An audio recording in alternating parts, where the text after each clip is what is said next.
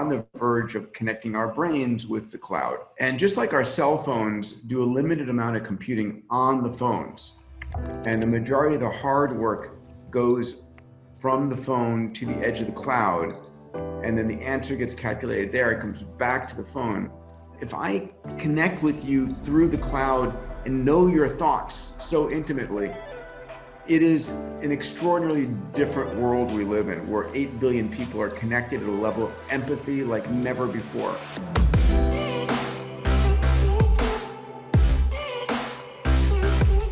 Hey everyone, welcome back to On Purpose, the #1 health podcast in the world. Thanks to each and every single one of you who come back every single week to listen, learn, and grow. Now, this week is like no other. You know that my job and my purpose in life is to find and connect with incredible thinkers who can help shape our futures, who can help us make better decisions, who can bring us insights and inspiration in ways that we don't always think about.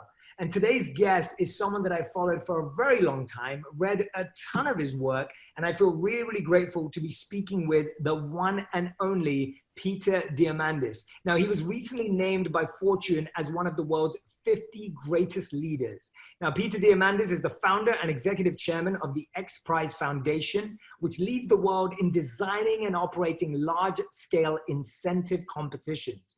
He's also the executive founder of the Singularity University. You know that I talk about the book Exponential Organizations a lot, and a graduate-level Silicon Valley institution that counsels the world's leaders on exponentially growing technologies. As an entrepreneur, Diamandis has started over 20 companies in the areas of longevity, space, venture capital, and education. He's the co-founder of Bold Capital Partners, a venture fund with $250 million investing in exponential technologies, and the co-founder and vice chairman of Cellularity Inc., a cellular therapeutics company. He earned degrees in molecular genetics and aerospace engineering from MIT and holds an MD from Harvard Medical School. Peter Diamandis' favorite saying is the best way to predict the future is to create it yourself. And my favorite quote from him is this one that I have shared tons of times in videos and speeches, quoting him of how if you want to redefine the word billionaire, it's how someone can help 1 billion people. That is the real definition of a billionaire. So Peter, thank you so much for doing this. And today we're talking about his new book, The Future is Faster Than You Think: How Converging Technologies Are Transforming Business, Industries, and Our Lives. We have put the link in the podcast section, in the comments, and everywhere across our bio, so you can go and grab a copy of the book as you listen to our interview today. Peter, thank you so much for being here. A pleasure, Jay, and thank you for the interview. I'll have to have my mom listen to it so that she can appreciate my bio. That's a really fascinating place to start, that you said that. Like, my mom is so sweet. She has my bedroom that I grew up in my home back in London is still the same way. And anytime I do anything that she's impressed by, she'll like put up a picture or fan art in the room. And Same. And I'm so grateful for, having such a beautiful, supportive, loving mom. And I grew up from a family of doctors. Both my parents were immigrants from the island of Lesbos in Greece, and it was always expected I'd become a doctor. And it was so like, I told my mom when I was about age 9 or 10 that I was going to become an astronaut. And she said, "That's nice, son, but you can become a doctor." And I was like, "Mom," and so there was always this expectation, and she wanted that for the best of me, right? She knew that was a great profession. My father was a physician. She should have been, could have been. And she's extraordinarily supportive. But, I remember years after I finished medical school and I was running my companies, she would every once in a while ask, "Is there any chance you might go back and practice medicine?" I was like, "No, Mom, it's not going to happen." But I guess my longevity and healthcare companies right now are sort of a practice of medicine. But a little bit. Did you enjoy medical school? I heard you found it kind of tough. I was really lucky that the medical school I got into was hard to get into and really harder to fail out of.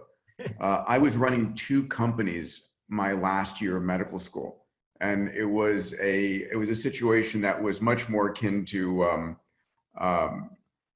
how can I say, getting through medical school to graduate for the purpose of making my family happy, not necessarily because it was like the most important thing in my life. And a lot of things that I spend time on right now, and I think, you know, you and I share this in common, is helping people discover their purpose, right? Because my purpose wasn't medical school back then. It was opening up the space frontier. It was helping humanity become a multi-planetary species. And I watch and I realize how critically important finding what Salim, my partner at SU, talk about, helping people find their massively transformative purpose.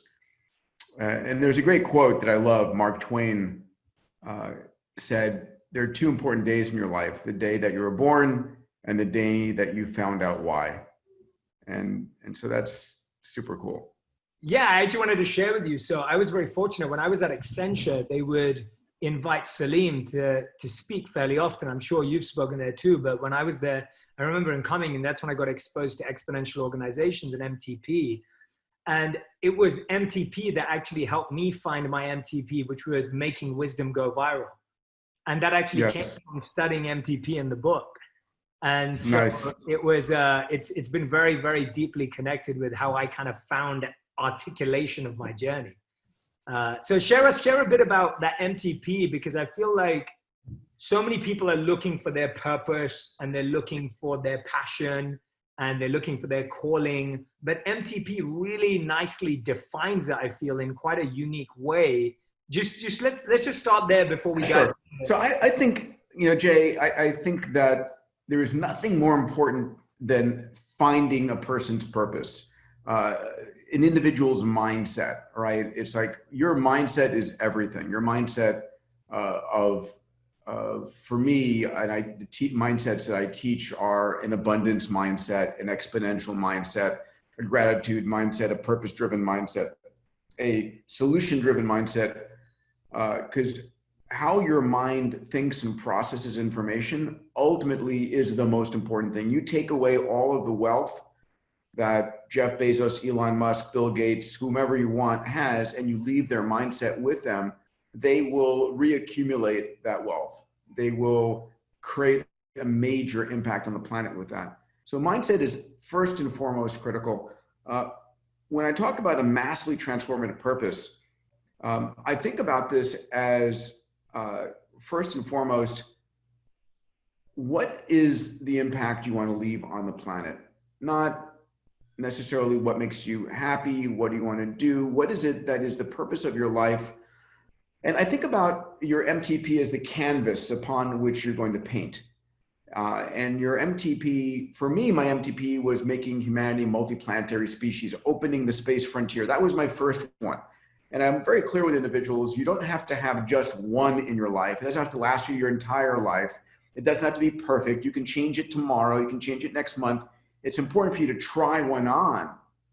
And so for my first 30 years, 35 years, it really was opening up the space frontier. And from that was born a multitude of companies and projects. And then from there, you know, the X Prize was born, which was a $10 million prize for private space flight. And I got very enamored as a result of that X Prize. It was the Ansari X Prize. It was won by Burt Rutan, funded by Paul Allen. Now it's commercialized by Richard Branson. But I became enamored with the idea that we can, in fact, as individuals, solve the world's biggest problems. There is no problem that cannot be solved, period. And it might be hard. It may take a decade. It may require technology needs to be invented still. But I'm clear about that's what we as humans do. That's what we as entrepreneurs do. And so my second MTP was really focused on solving the world's grand challenges. And out of that came X Prize Foundation and Singularity University. So since then, my MTPs have gone a few different ways. The two, and you know, I accumulate them, right? One MTP that I spent all my life, I still care about opening the space frontier. I still care about grand challenges, but then I've become very enamored of late with really extending the healthy human lifespan, How do I add 10, 20, 30 healthy years on a person's life to make 100 years old, then use 60? And then inspiring and guiding entrepreneurs. So the MTP is your canvas, and then I think about your moonshots as sort of targets on that canvas that you'll go after. And I've just, I found too many smart people who honestly aren't sure what their passion is. We're hardworking, they're super smart, but they're not driven by a passion. And that, when I say the word driven, your MTP has to connect with a deep emotional energy. And that emotional energy to fuel your MTP, it can come from awe, like amazement of space. It can come from fear. It can come from being pissed off of an inequality. It can be, come from a sense of just deep-seated childhood desire to create something. But there's got to be an energy level there, because doing anything big and bold, any moonshot you take, is ultimately going to be hard. And sometimes, as I like to joke, there are overnight successes after 11 years of hard work. And so at 3 o'clock in the morning, making another dollar is not going to fuel you. It's going to be making a difference in the world, making to use Steve Jobs' phrase, making a dent in the universe.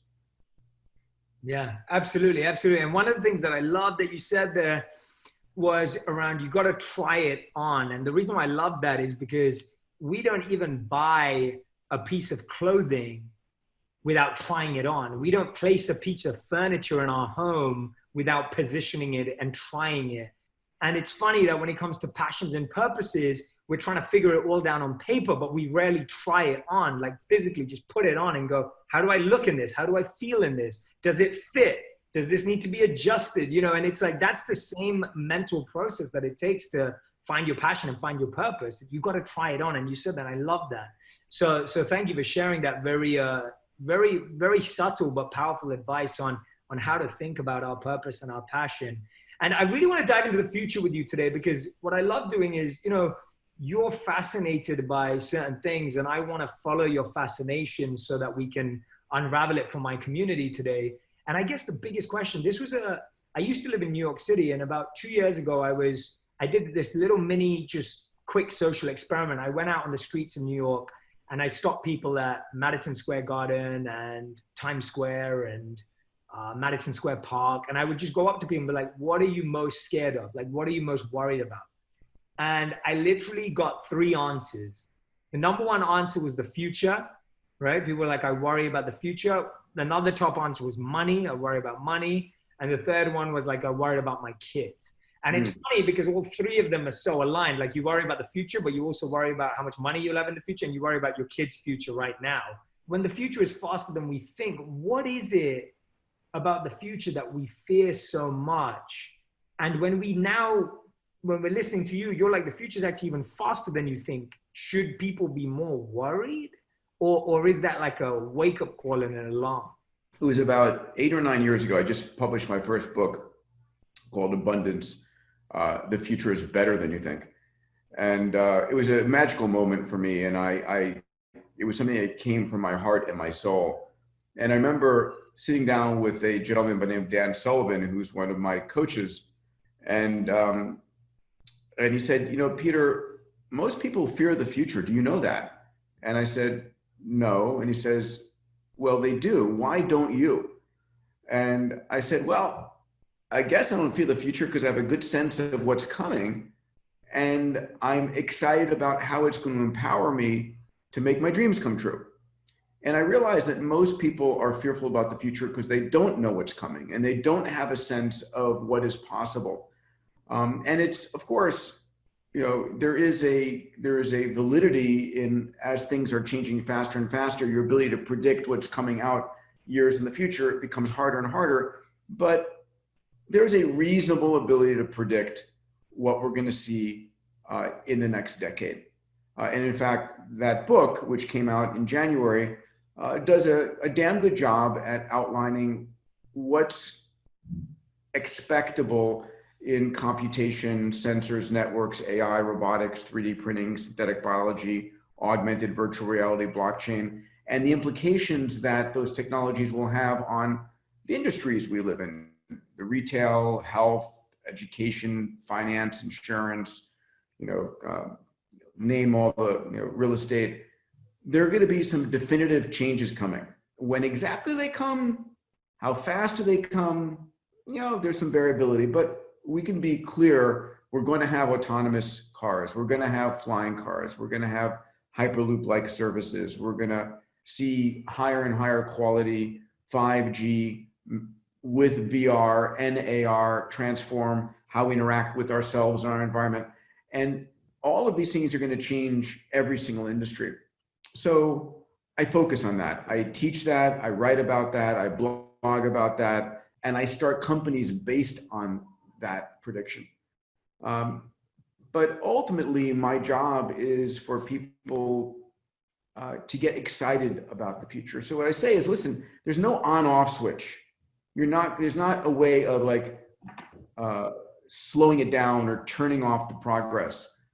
We have faster and faster computers being used to build faster and faster computers, more and more people around the world with access to all the world's knowledge, more computational power, more electricity, and so forth. It is accelerating. The speed at which, in fact, one of the early chapters, I think it's chapter 3 in the book, is called The Acceleration of the Acceleration, which is the notion that the rate at which technology is accelerating is itself accelerating.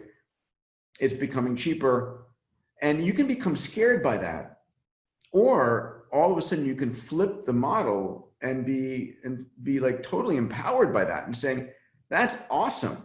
My ability to do stuff is going to be extraordinary. And in fact, it really is extraordinary. None of us truly understand how powerful we are, right, to change the world.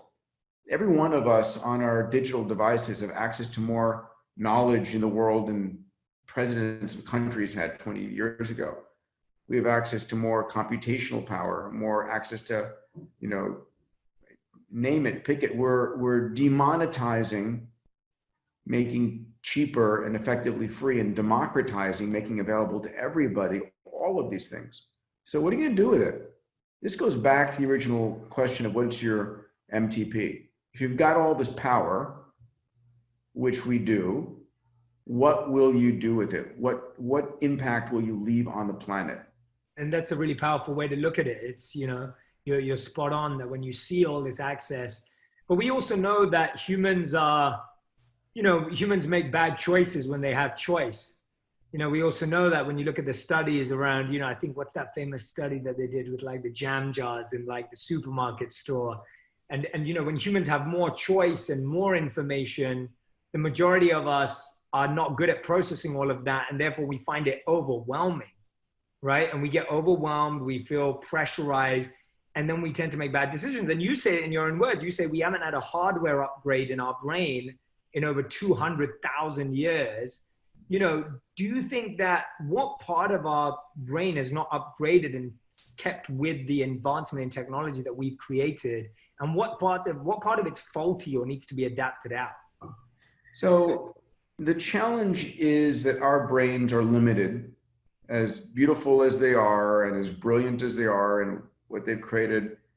Our ability to process the information that comes into our senses is very limited. Our eyes, ears, touch, all of our senses are getting probably thousands of times more data than we can process.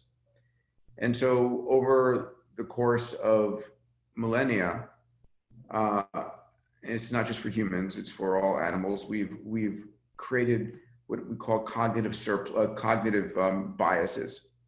And these cognitive biases come from the ability of the brain to use shortcuts. And so, for example, there is a recency bias. If you've heard a whole bunch of data, the data that you heard at the end before you make your decision, the most recent data, is got higher impact to you than the original data. There's a negativity bias. We pay 10 times more attention to negative news than positive news, which is why all of the news on TV is so bloody negative. Don't watch the news. I don't. We can get to that conversation. There's a familiarity bias. We're tending to credit people who look more like us or are more familiar from our own tribe, so to speak. And there's all these biases. And these biases were made up to enable you to deal with a massive amount of information in the most efficient fashion. And the amount of information impacting us is exploding. It's not getting less. When you look at it from that perspective, it's and by the way, I agree with you, and I'm glad you brought up the biases. I actually recorded a podcast a couple of weeks ago as one of my solo episodes, which was all about. I picked 10 of them. I know there are tons, but I picked 10 of the biases, and yeah, it's interesting that that's actually done to protect us, but now through technology, we're allowing ourselves to extend our reach and our understanding. I mean, you've got 2 8-year-old boys. And it's like, I wonder as a father, I'm not a parent yet, but I always find that when people are parents and you have 2 8-year-old sons, that your worry bias and your like security bias changes. And that's what I hear, at least. And so I'm fascinated to hear about what you're excited about for their future and what you're wary about for their future as well. Yeah, I'll update it. They just turned 9 last weekend, so they're halfway to 18. They're fraternal twins. Oh, and I think about that. I am so digital in my nature, living and breathing in a digital world. But yet, when I see them glued to digital devices, I have a debate in my brain like, is this good? Is this bad? They need to be digital natives. I want them to love this, but I want them to love the outdoors. And so I go through this, I don't know what the best approach for them might be. So that's a challenge for me. For me, they're far more open to the world than I was. I lived in a very contained environment. And so it's like, what's the right thing? All of us, anybody who's a parent, is constantly gathering lots of different models and trying to evaluate what is right. But I think ultimately, I'm clear that I want them to be good human beings. I want them to be empathic. I think we don't have enough empathy ever. I want them to find their passion, not my passion, not their mother's passion, their own passion, and use that to light their fuse. I want them to become able to ask great questions. I think it's ultimately the quality of the questions we ask in life that are the most important things. So that's really fundamentally, and I want them to learn the benefit of working hard. The notion that, you can be lucky, but the majority of times, the things that I've done in my life that have been successful, like I said earlier, they're overnight successes after 11 years of hard work. Yeah, it's nice hearing that that vulnerability with the kids, because it's nice how it just comes back to those essential kind of like fundamentals. Yeah, the essential fundamentals that impact everything. And it's interesting because I remember when I was this is probably about, I don't know, maybe like 7 years ago, and I remember I went to a talk that was organized by the Financial Times.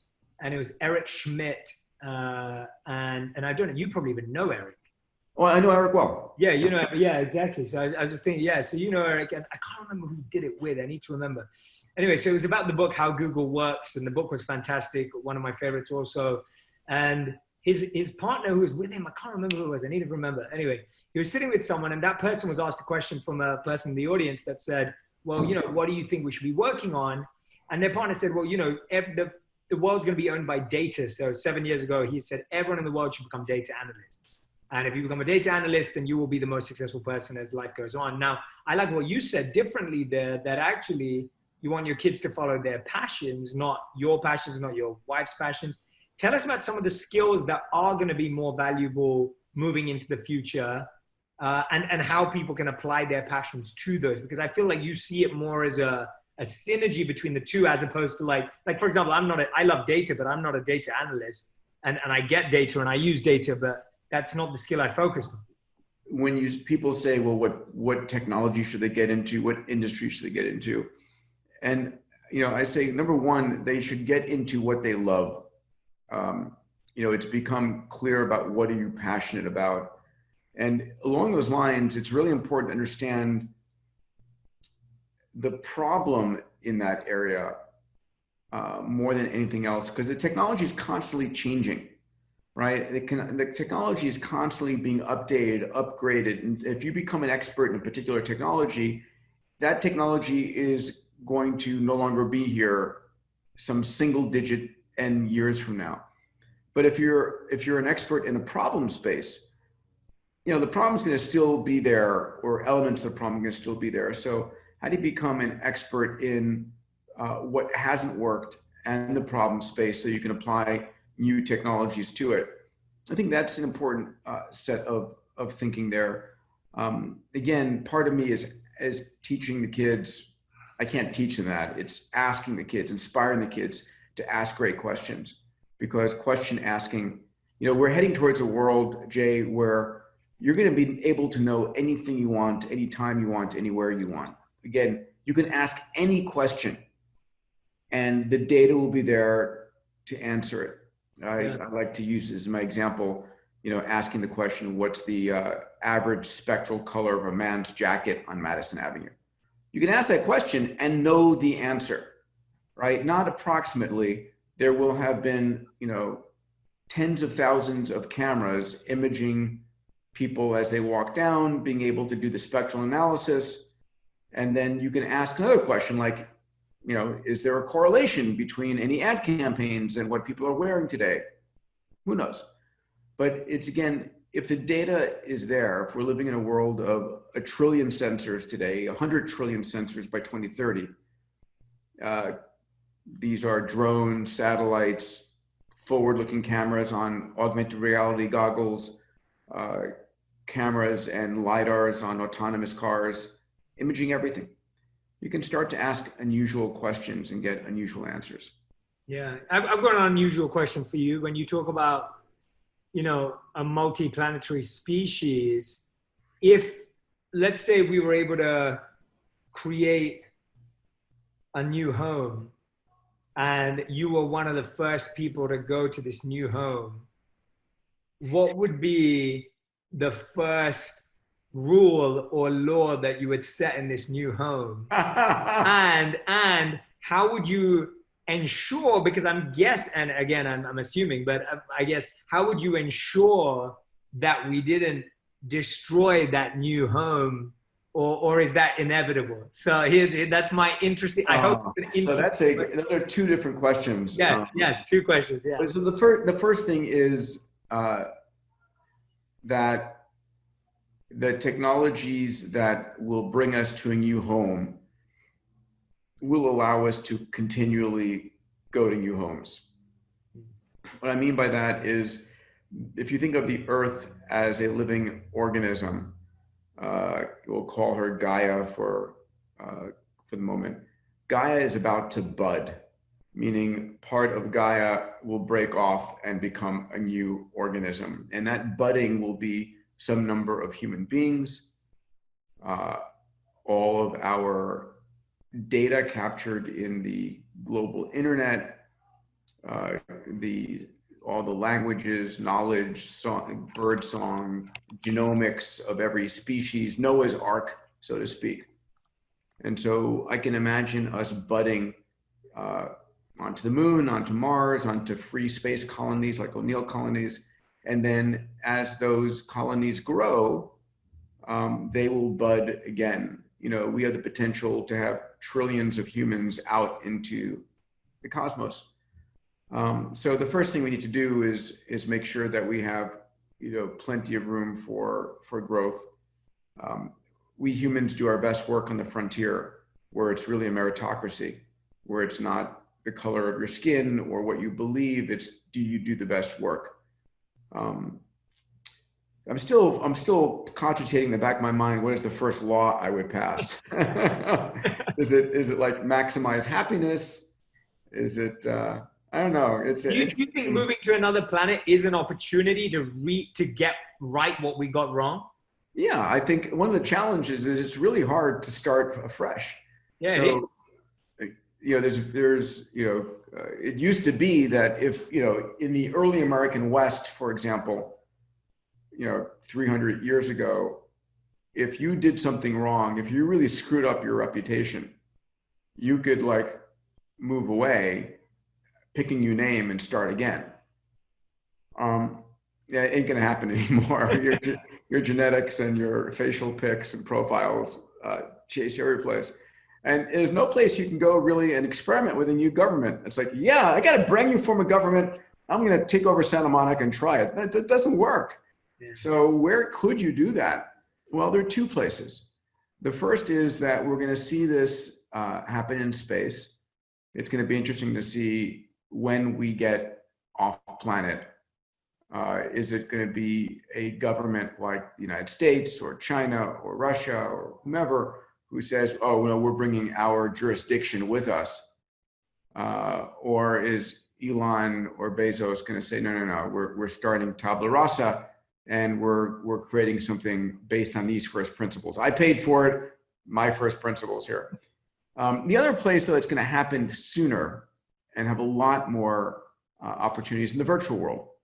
I think we're going to end up in a future in which a lot of us are going to live multiple realities in the actual world, but we'll have a persona and a set of friends and a existence, profession in the virtual world. So my friend Philip Rosedale did this early on in Second Life. Yeah. But it's now truly going to become much more powerful. And you will see new forms of government experimented with there. And maybe we'll find out what really works well, new economies. We'll find out. Fascinating. I'm loving where this is going, by the way. This is like, I'm totally in on every question I'm asking. I'm genuinely just like, I'm intrigued now. Where is the, two questions again. The first one being like, are there any civilizations or structures that you find fascinating for creating these? Like, are there any civilizations you've studied over time? Like, is it the Greeks? Is it the Romans? Is it the Egyptians? Is it the Mayans? Is there any tradition or old or new that you think got parts of it right that you're fascinated by, and there doesn't have to be? Or even a football team, I don't know. It could be anything. Listen, I think there are elements of societies that have gotten things right. I think, American capitalism and democracy got a good approximation. I think there's a lot that is broken right now, but there's a chance to get it right as well. I think the ability to have a different type of representative democracy where if you have to vote on an issue of space and you don't know about space, rather than in a direct democracy voting on it yourself, you can assign that vote for space to me because I'm tracking it and I think I know who I want to back. Right. So there's lots of ways of reinventing the voting system. There's lots of ways of reinventing the economies. I think there's going to be the use of AI is going to play a very important role. But what's really interesting about the future, Jay, is far different from anything we know today. Mm-hmm. And this is the concept I write about in the back of my book called a meta-intelligence, mm-hmm. which is that we're on the verge of connecting our brains with the cloud. Mm-hmm. And so our brains have 100 billion neurons, 100 trillion synaptic connections. Everything you ever heard, seen, feel, thought is resident in those synaptic connections in this couple of kilograms of tissue. And just like our cell phones do a limited amount of computing on the phones, and the majority of the hard work goes from the phone to the edge of the cloud, and then the answer gets calculated there and comes back to the phone, that we're going to connect our brains to the cloud itself. Folks like Elon Musk are working on this. Brian Johnson, Facebook, Google, I'm sure every major government is in some way, shape, or form too, of how do you augment a person's intelligence? And all of a sudden, if I can connect my brain to the cloud and you can connect your brain to the cloud, and everyone who knows our work connects to the cloud, if I connect with you through the cloud and know your thoughts so intimately, it is an extraordinarily different world we live in, where 8 billion people are connected at a level of empathy like never before. And people go, that's a crazy idea. Well, let me remind you that you and I both are a collection of 30 trillion individual cells connected and working together. I see myself as Peter. I feel like Peter. That's my consciousness. That's my ego. But I have every one of my cells in my body is alive and processing. That's an incredible thought to have, of if we were able to connect our brains to the cloud and then share empathy and even just look into each other's thoughts and figure that out. And by the way, I'm totally positive about the future. I'm an optimist, and I'm definitely with you all the way. I ask questions because I'm just always intrigued by and by the way, your answers so far have been great. I look at going back to that second life statement in the virtual life, which I love that distinction you made, that, we'll have a second go on another planet, but more realistically, very early, more sooner, not realistically, more sooner, we'll have it in a virtual world. It reminded me of this very famous Seneca quote, which I just pulled up here, where he said, "We suffer more in imagination than we do in reality." And I wonder how much our mental health becomes harder to manage when we deal with a virtual life with virtual consequences, which obviously, like a dream, feel very real, right? And you're now living that. And then you have to come back to reality and deal with that whole parallel universe thing going on right now. And your mind being able to process that. Where do you find the role of mental health in allowing the average individual to manage that? Because I feel like and I'm not saying that there are different levels of thinking in the sense of some people, there are different capacities of thinking. Some people's minds can stretch over that idea, and some people are looking for that simplicity. Where do you find someone's ability to manage their mental health when they're now dealing with rejection and failure, both in the virtual world and in the real world? I have two immediate thoughts there. Number one is, I think if you showed the average life of a person today to someone who lived 100 years ago, they would not be able to cope. Yeah. I think that we live such a frenetic life of infinite entertainment, going from phone call to Zoom to meeting to all of this stuff, that they would be like in paralysis analysis and being, oh my God, that's crazy. But yet we do deal with it. And I think we evolve social norms. We're not evolving genetically at a rate, but we're evolving culturally. The second thing is, and I spend a lot of time thinking about this, we are all going to evolve a version of Jarvis from Iron Man. Where Jarvis is an AI software shell. I'll take it. Yeah, is gathering. And we have that, right, in Alexa and in Siri and Google now. It's the early versions of that. And ultimately, what's going to be happening is that AI software shell is going to be able to help you cope, help you do analysis, help you process things, make choices, and it will make it easier for you. It will be able to answer you like, am I seeing all the data here? Am I being biased by what I most recently heard? Because AIs, unlike humans, can expand to a massive amount on the cloud. So yeah, I think AI is going to play an important role in who we evolve into. Yeah, no, absolutely. And I love what you do in the book. And I just want to point out to everyone who's listening and watching right now. So what I loved about Peter's book is, you'll see here, and I would show it to a camera if we were filming in the studio, but Peter in this section goes through the rebirth of everything. So he talks about the future of shopping, advertising, entertainment, education, healthcare.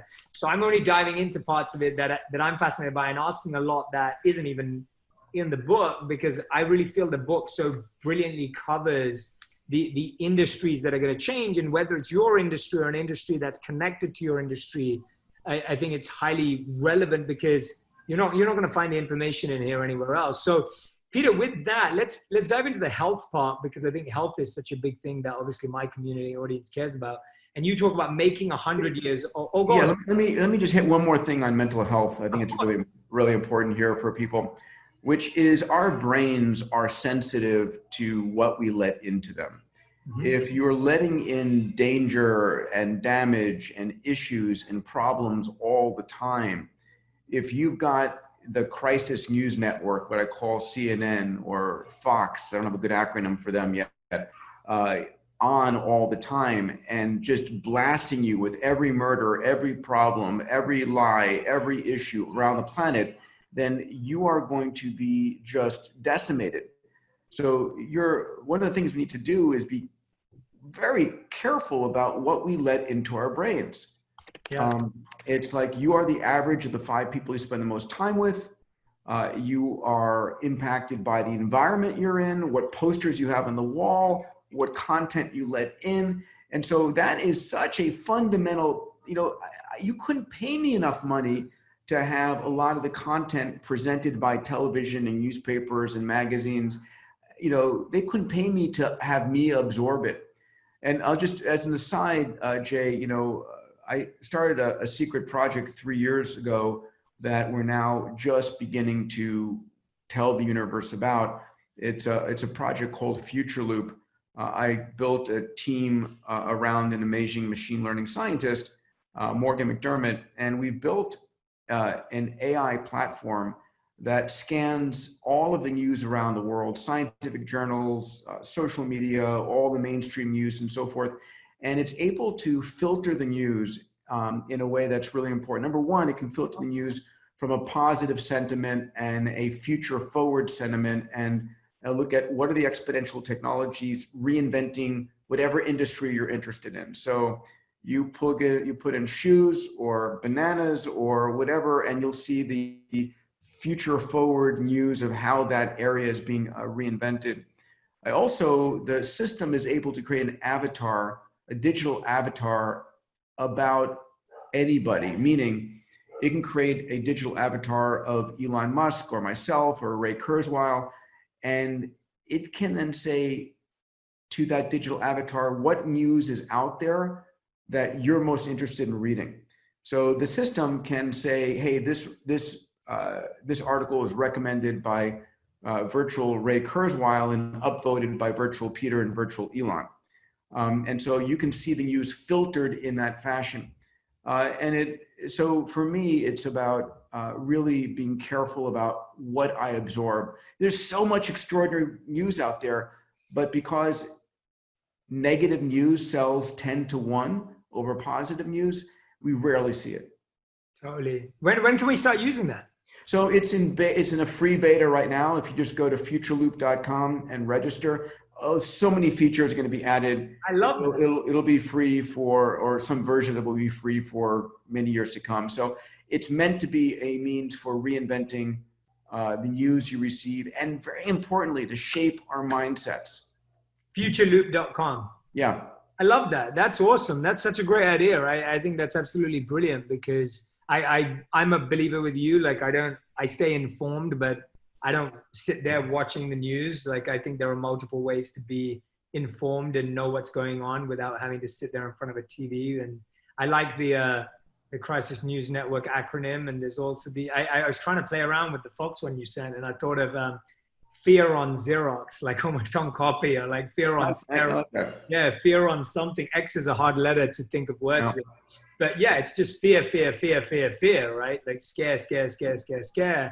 And you're right, we stay glued to it. And so yeah, no, at futureloop.com, I love that idea, and I can't wait to play around with it. And I really hope that it develops into something that a lot of people use it for. Yeah, take a look and send me your feedback, but I will. Very proud of it, and I'm clear about where we're going. Yeah. There should be a means by which this site helps you predict where the future is going. It is an exponential and abundance mindset. So again, how do you want to shape your mind? Yeah. if you want to shape your mind on constantly being depressed and upset and fearful, yeah, go watch the news. Enjoy. If you want to change your mindset to be an exponential and abundance mindset, a solution-oriented mindset, then you need to choose something else. And that's why we built Future Loop. Yeah, I think it's great. It's, you know, when I first started making content, what was going viral or spreading was either negative or it was, you know, like I read an article in the New York Times and they said, you know, the stuff that goes viral is generally either humorous, like comedic, and we all laugh at it, or it's negative. And I was always fascinated by, like, that's why I was like, could we make wisdom go viral? Because how amazing would it be if people were able to share meaningful, abundant mindset messages?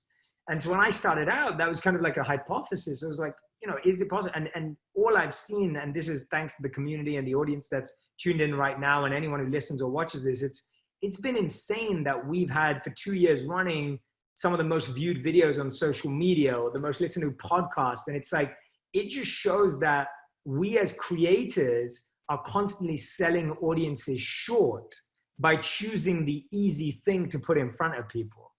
And therefore it comes back down to all of us who are responsible for the content we create. Because when I started, people were like, Jay, who's going to watch stuff? I mean, you know, it's not scary. It's not, you know, it's not new negativity, but it's also not like, you know, no one's taking their clothes off. Like, why is this content going to work? And so it's like, it's so interesting to me that I believe that people are more inclined towards these messages if presented in the right way. And so I think Future Loop's going to prove that too. So yeah, I'm excited for sure. So thanks for sharing that with us. And I'm glad we can test it out.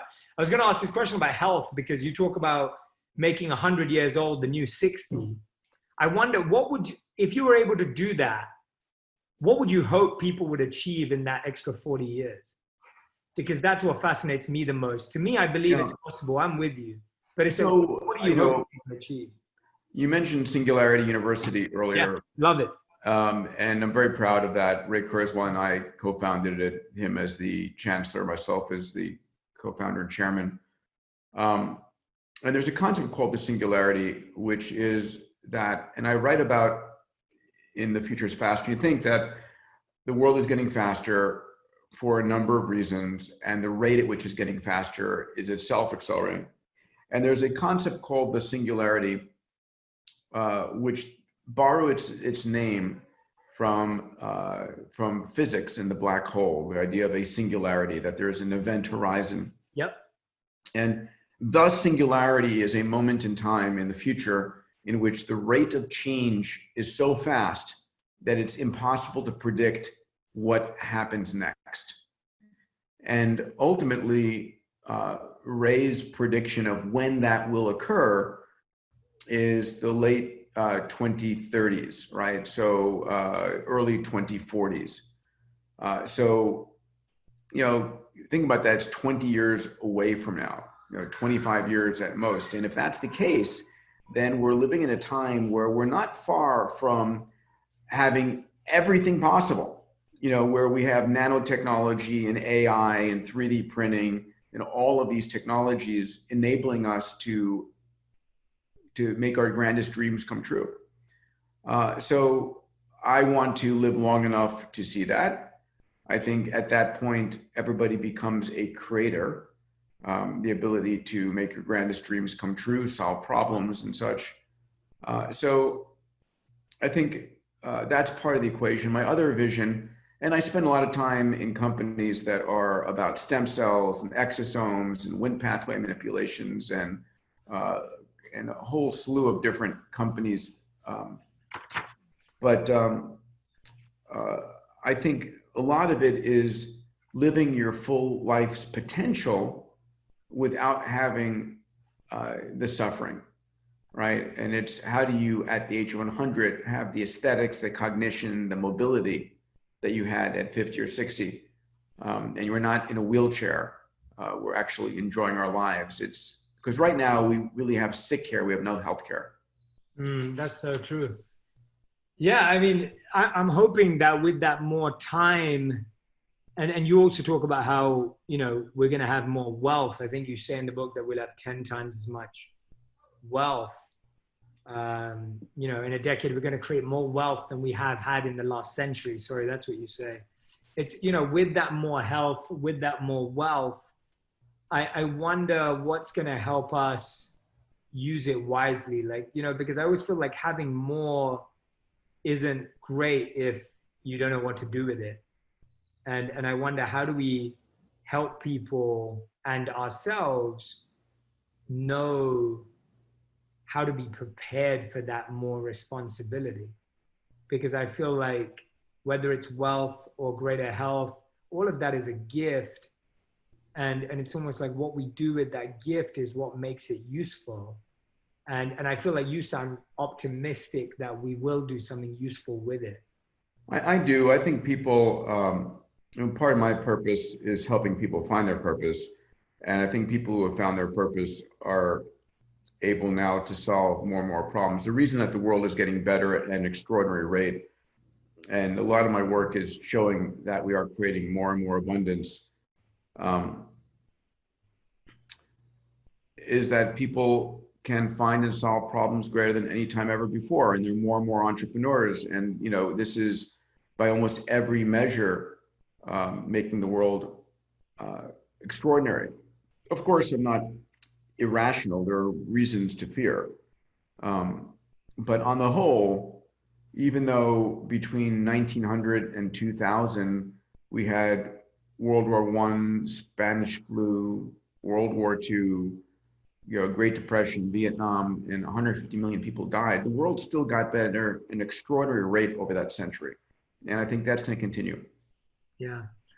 Yeah, absolutely. Things have moved so fast, and your reminder for us that it's accelerating even further is another reason why we need to stay attuned. I think anyone right now, and you're so right, you said at the beginning, there's no on and off button. So sitting here and complaining about the future or being negative about it or hoping that things would slow down or hoping that this technology is going to disappear, like that's not going to happen. I'm sure people wish the internet never happened and social media never happened. It's going to keep happening. And I think, it's better to know what's happening and be prepared than to try and hope and pretend like it's not happening. So before we dive in, Peter, to the last two final fast rapid fire rounds of this podcast, I want to ask you, is there anything that I haven't asked you that you're feeling like you really want to share with this community and audience that you think is useful for them? We talked about mindset. We talked about the idea of shaping the news that comes into you. I'll offer out that those who are interested in following my work, I put out a blog every Sunday called, if you go to diamandis.com, my last name, you can sign up for it. And I really focus on how to help people view the world through this abundance and exponential mindset. Otherwise, no, pal, I'm good. Let's dive into your last two. I love that. Awesome. No, and absolutely. I think everyone should subscribe to the blog if you can, diamandis.com. And that's free, right? Every Sunday. Yeah, that's with everyone. Yeah, absolutely. That's awesome. I love that. Okay, great. So this is our rapid fire round where we have quick answers. So each of these are fill in the blanks. You got to fill in the blanks. So the first one is technology should always create abundance. Nice. When you hit a brick wall, knock it down. I only invest in people. I have no tolerance for huge egos. Nice. Being an entrepreneur means solving problems. Ineffective companies are ones that do not evolve. Oh, nice. To understand people is to know their passion and purpose. Nice. Great answers. We're very impressed, Peter. Very, very impressed. I don't think we've ever had anyone do them all that quick and that well. So that's and no cliche answers either. So very impressed. Okay. These are your final five. These are rapid fire questions, which means you can answer them in one word or one sentence. We may dissect if I want to, but I think you're going to do a pretty good job. Give it a shot.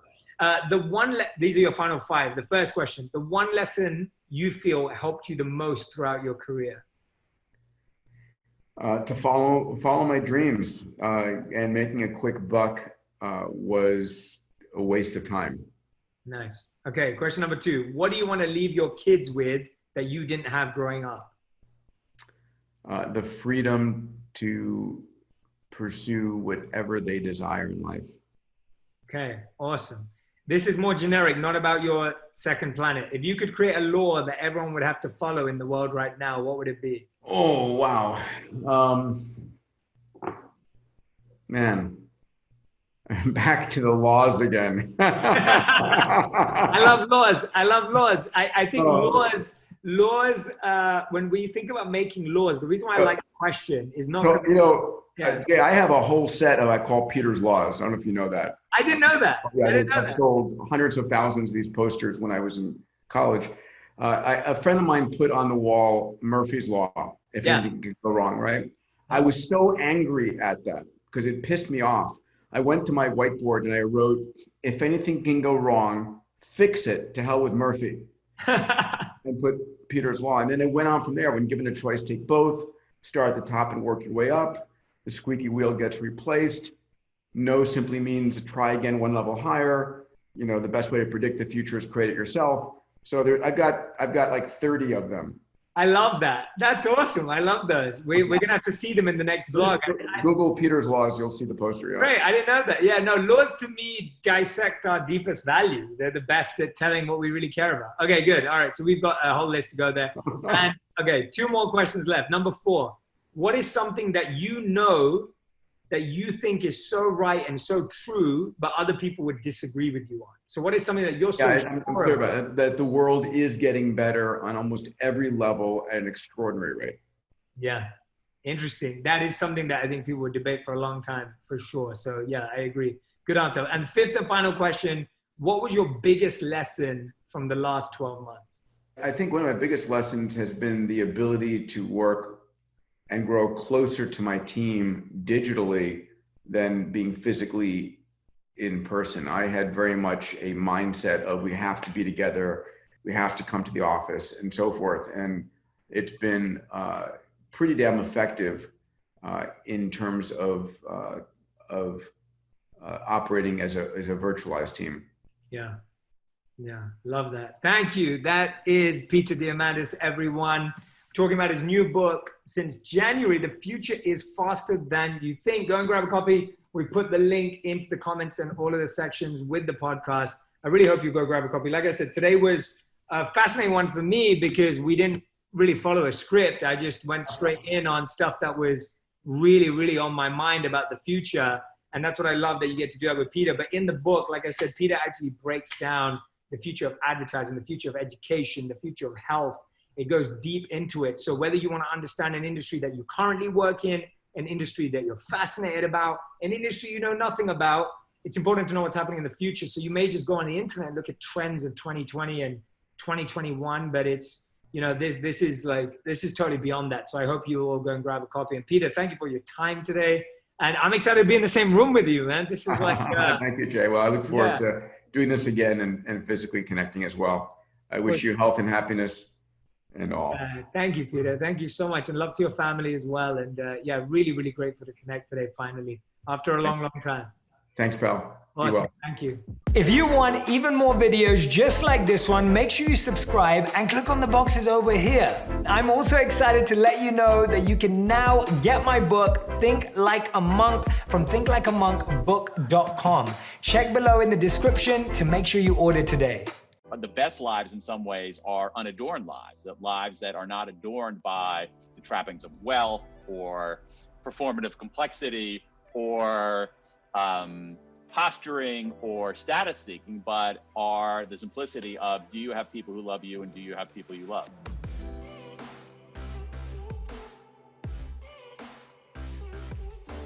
Hey everyone, welcome back to On Purpose, the #1 health podcast in the world. Thanks to each and every single one of you that come back every week to listen, learn, and grow. Now, today I'm super excited because I have been reading these authors' books since my teenage years, and I found them fascinating. They totally inspired me when it came to behavioral science, understanding the mind, how we think, how we make decisions, how we get driven and motivated.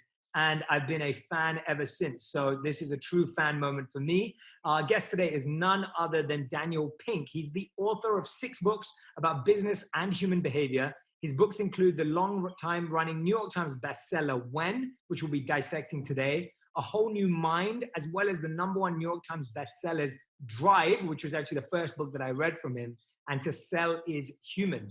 Dan's books have won multiple awards and have been translated into 40 languages and have sold more than 3 million copies. Now, Dan has been a contributing editor at Fast Company and Wired, as well as a business columnist for the Sunday Telegraph. His articles and essays have also appeared in the New York Times, Harvard Business Review, and other publications. And in 2019, London-based Thinkers 50 named him the 6th most influential management thinker in the world, and he lives in Washington, D.C. with his family. And today we're here to talk about his latest book, When, called The Scientific Secrets of Perfect Timing, which I know you're going to love. So Dan, thank you for doing this. Jay, it's a pleasure to be with you. Yeah, you were like one of the first people I ever thought of interviewing before I even had a podcast. And I remember saying to, I believe, our mutual friend, Dan Chabelle, who I believe you know well as well. Sure, of course. I remember saying to him, I was like, I would love to interview Dan. And he was like, yeah, I can introduce you to him. And then I didn't have a podcast then, so I didn't interview you. So we waited. But, absolutely worth the wait. Yeah, well, thank you so much for doing this. I've genuinely enjoyed your books. What you've helped me understand about human incentives, drive, and now timing, which I think is the most fascinating. I recommended this book last year as one of my top 10 books and have been pushing it out as much as I can. So I'm excited to dive into it. But I want to actually start off with something that I saw on your Twitter profile. I think it was yesterday or a couple of days ago, where you actually recommended Trevor Noah's audiobook, Crime, for a book to study for high school students. And I was understanding why particularly that book. There's a large presence on Twitter and other social media of educators. And those are educators among the few people who I actually enjoy interacting with on Twitter. And so there was a fellow who I think was a high school principal who was looking for recommendations for books for high school students to read. And I thought that Trevor Noah's book, including the audio edition, was just a great choice for high school students. I mean, I'm the father of a high school student. My son has read that book. It's an extraordinarily, first of all, it's monumentally entertaining. It's just a gripping story of this kid. And I think that what he is telling us gives us all kinds of insight into our world today. Trevor, was the son of a Black mom and a white dad, German dad. Growing up, he was born in apartheid era South Africa. And so simply for Americans, especially white Americans, hearing about that is just, I mean, even though you know it, it's just kind of mind-boggling. And then what happens after post-apartheid, how he decides what he wants to do, what his relationships are with his mother and father. But I actually listened to the audio edition of his book, and it is, Jay, I think the best audio book I've ever listened to. Oh, wow. And the reason for that is that Trevor Noah speaks multiple languages. And so he goes into some of these languages, but also his ability to do characters and accents is just extraordinary. It's a virtuosic performance, and just a gripping read. I can't imagine a 16-year-old not being just mesmerized by that, as I was, and I'm way older than 17. I love that. No, it's a great recommendation. I think that's awesome. And it's always nice to hear authors and very successful authors recommending other authors and audiobooks. So I think that's brilliant. Yeah. Now you've made it really, really clear. That's great. Tell us about, I want to start, about with your fascination with human behavior and the mind and the way we think and why we do certain things. Like, where did that come from for you? Because like I said, you were the first person or one of the first people to introduce me into that whole school of thought. And I just think, like, when you're young and you're at college or you're at school, you don't really get exposed to these kind of topics. So where was it for you? And, how did that start for you? I guess I'm not totally sure. I think part of it comes, I'll give you some analysis, Jay. I think part of it comes from being a pretty quiet kid growing up.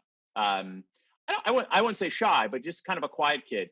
More of an observer, a reader, a kid who went to the library all the time.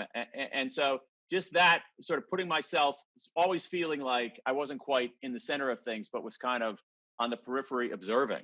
And who was I observing? I was observing these crazy people.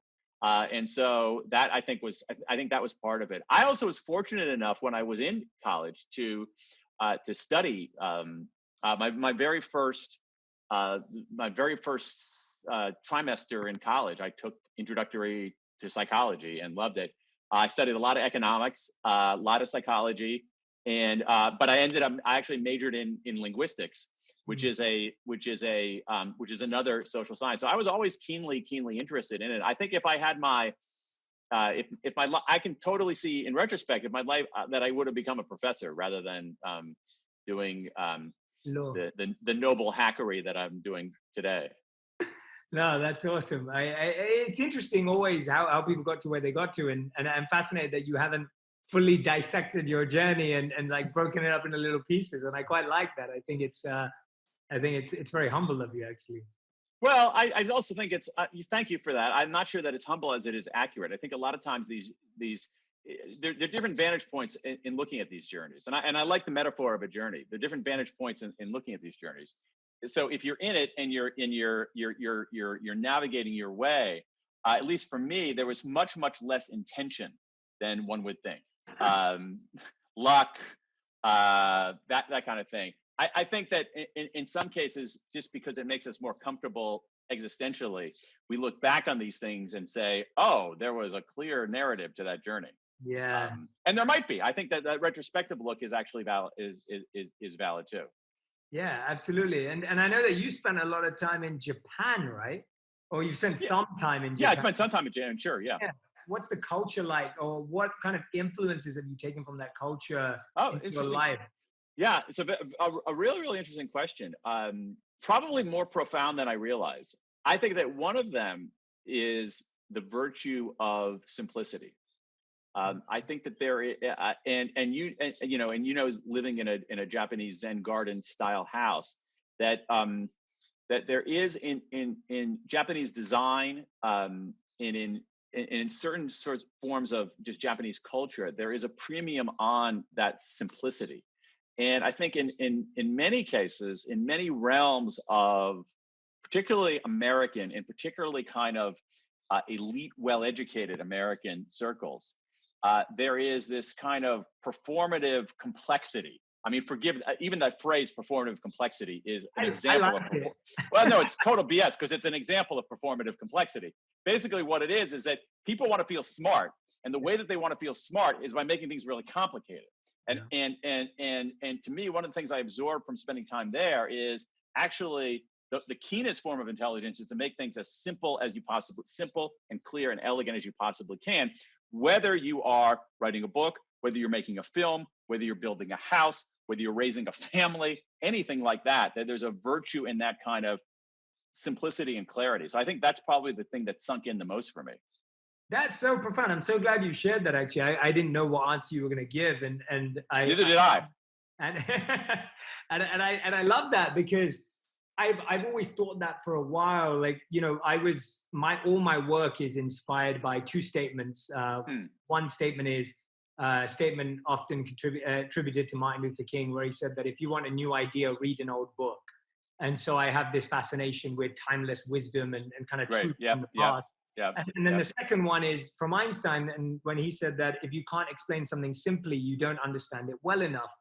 And so I've always been fascinated with simplification, and your work does that very, very effectively, apart from performative complexity, which I believe, I don't know if you just made that up right now, but it's a great term. I did. You can have it, because I don't want to ever say it again. And sometimes I feel this pressure as a thinker or a sharer or whatever you want to call us. I have this pressure of like, oh, well, maybe I'm making things too easy to understand. And actually hearing you say that is so like refreshing for me, because I'm like, no, I want people to be able to practice it and just get it in one, so that's a beautiful part of culture. And what part of the culture did you feel that? Was it architecture? Was it language? Was it, where was that in the culture? I didn't have any mastery of the language. That was hard for me too. That was hard for me. Although I think there is something, even in the pictorial aspect of the language, where a single character a single image represents something that's actually that can actually something be fairly complex. So if you take a notion that is complex, like luck, okay, there'll be a character for luck. No, that's true. Obviously in China, that's true. Obviously in Chinese as well. I just thought that when if you look at even Japanese aesthetics, it's and even Japanese cuisine, it's unadorned. It, like really good Japanese cuisine is unadorned. It isn't French where there's like ladling sauces and all kinds of stuff on it. It isn't, heavily garnished and displayed in this grandiose way. It is pure. It is simple. It is unadorned. The essence speaks for itself. And there's a lot to be said for that. Even if you look at like even Japanese cuisine where you go into a place and all they serve is ramen. Okay, so they're not trying to do everything, but you're going to get the best bowl of ramen you've ever had because that's all they serve. And so I think that has been, that way of thinking has probably had a bigger effect on me than I realized. In fact, in some ways, Jay, your question is making me understand that had a bigger effect, because I do think that their clarity and simplicity to me are such, those are things that I as a creator and as a consumer prize very, very deeply. Yeah, I mean, you're a phenomenal public speaker as well. And if anyone's never seen Dan on stage, you should just go on YouTube and just watch him on stage, whether it's TED or other events. But have you ever reset simplicity or clarity out of interest? Like, are they themes that you see yourself writing about, or have you ever been down a rabbit hole on one of those and discovered anything fascinating about simplicity or clarity? Because I think you're spot on that really those are the two things we're always seeking out, right? Whether it's decision making or whether it's in how we feel about ourselves or a relationship we have in our lives. I'm intrigued because I've definitely studied those from a meditation, mindfulness standpoint, but I'm intrigued to hear about if you found anything scientifically that fascinates you. Yeah, that's another really interesting question. I don't think I've ever intentionally gone after that, but there is a decent amount of research showing aspects of this. So, for instance, I'll give you something profound and something mundane. Yeah. Okay. So on the mundane is it's a concept in linguistics. Which is known as processing fluency. And all processing fluency means is that the message, the words, the communication you're making goes down easily. All right, so it goes down easily. Now that's a virtue in and of itself.